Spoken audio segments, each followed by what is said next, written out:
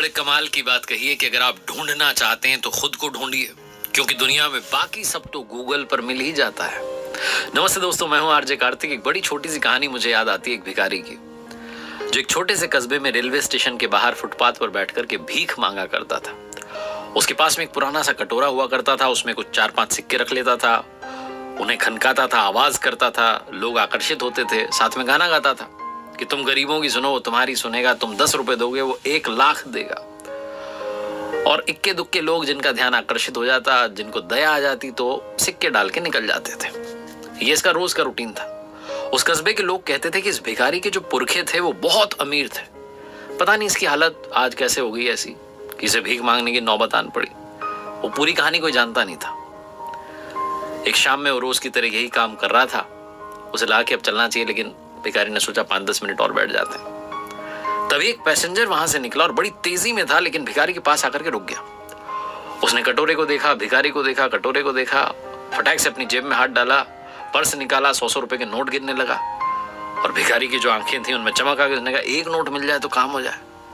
उस आदमी ने 10 नोट भिखारी की तरफ बढ़ाया और कहा कटोरा दोगे? 1000 रुपए। भिखारी सोचने लगा, एक कटोरे के 1000 रुपए, इसने में उसने और 10 नोट निकाले, बोला 2000 रुपए, कटोरा दोगे? भिखारी ने बिना देरी कटोरा आगे बढ़ा दिया कि लो भाई साहब ले जाओ। उस आदमी ने फटाक से उस कटोरे को लिया, अपने बैग में डाला और चल निकला।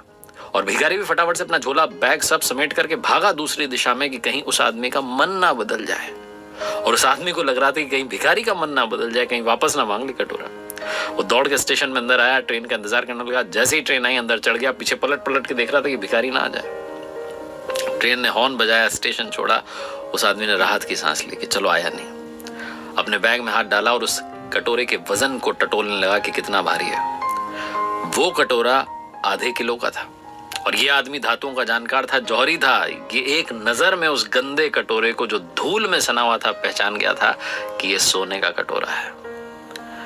ये बड़ा खुश हो रहा था कि लाखों का कटोरा 2000 में लेकर आ गया, और भिखारी बहुत खुश हो रहा था कि कटोरे के 2000 रुपए देकर के कोई मूर्ख चला गया।